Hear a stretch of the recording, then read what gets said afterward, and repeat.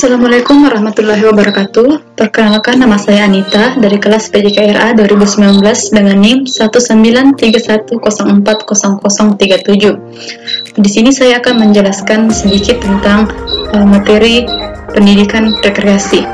Ada beberapa poin yang akan saya bahas. Yang pertama yaitu pendidikan rekreasi. Apa sih pendidikan rekreasi itu? Pendidikan rekreasi merupakan program pendidikan non-formal yang menyediakan kesempatan atau peluang kepada setiap peserta kegiatan untuk mengembangkan keterampilan jasmani, sikap sosial, mental, atau kebiasaan dan keterampilan intelektual secara harmonis, membentuk kepribadian atau tingkah laku seseorang dengan memberikan pengalaman-pengalaman langsung di lapangan melalui kegiatan outdoor. Poin yang kedua yaitu rekreasi. Di sini saya akan memberikan pengertian rekreasi menurut beberapa ahli. Yang pertama, Nurlan Kusmedi. Menurut Nurlan Kusmedi, rekreasi adalah suatu kegiatan pengisi waktu luang yang melibatkan fisik, mental atau emosi, dan sosial yang mengandung sifat pemulihan kembali kondisi seseorang dari segala beban yang timbul akibat kegiatan-kegiatan sehari-hari yang dilaksanakan dengan kesadaran sendiri. Yang kedua, menurut Marjono, rekreasi adalah kegiatan yang dikerjakan oleh seseorang atau secara bersama-sama dengan orang lain dalam waktu senggang secara sadar dan sukarela untuk mendapatkan kesenangan dan kepuasan serta kesegaran diri sendiri. Yang ketiga, menurut Manuel. Di sini, menurut Manuel ada 3 pendapat. Yang pertama, kegiatan rekreasi dilaksanakan di dalam atau di sekitar rumah seperti menonton televisi, mendengarkan radio, berkebun, dan mengisi suatu hobi. Yang kedua, kegiatan rekreasi bernilai sosial tinggi seperti meliburkan diri keluar, makan di luar, mengunjungi penginapan. Yang ketiga, kegiatan rekreasi yang mengejar atau mencari budaya dan artistik seperti mengunjungi teater, konser, dan pameran seni. Yang terakhir, kegiatan rekreasi yang mengajar olahraga yang aktif seperti renang, golf, dan tenis. Poin yang ketiga yaitu olahraga rekreasi. Olahraga dan rekreasi erat hubungannya, namun jika olahraga dan rekreasi digabungkan akan mengandung kata arti sendiri. Oleh karena itu, beberapa pengertian olahraga rekreasi. Yang pertama, menurut Kusmaidi, olahraga rekreasi adalah olahraga yang dilakukan untuk tujuan rekreasi.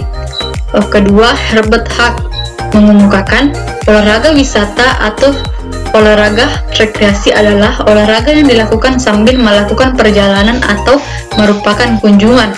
Yang ketiga, menurut Haryono, olahraga rekreasi adalah kegiatan fisik yang dilakukan pada waktu senggang berdasarkan keinginan atau kehendak yang timbul karena memberikan kepuasan dan kesenangan.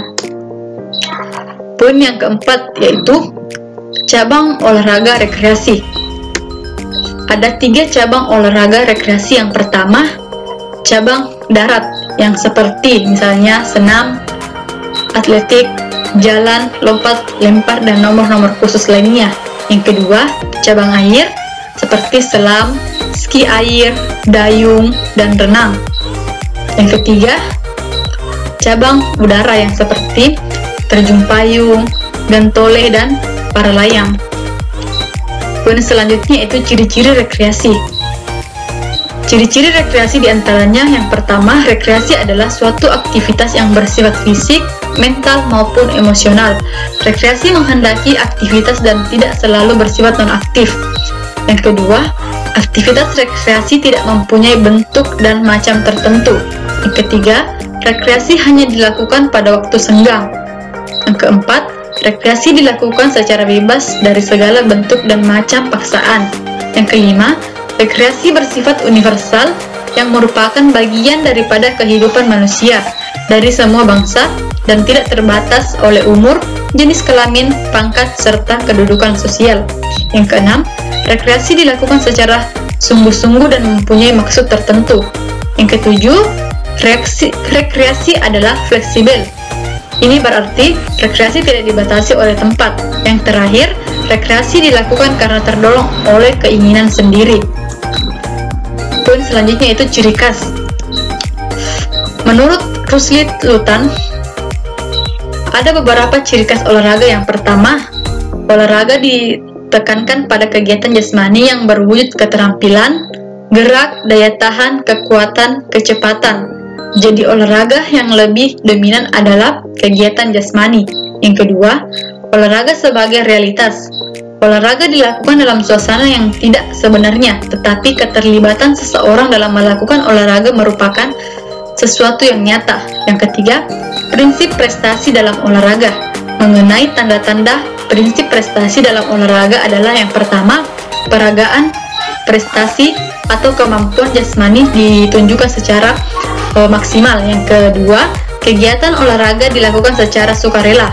Yang ketiga, tidak bertujuan untuk menghancurkan lawan. Aspek sosial olahraga dalam melakukan olahraga akan memungkinkan terjadi interaksi sosial yang akan membentuk kelompok sosial. Kemudian tujuan olahraga.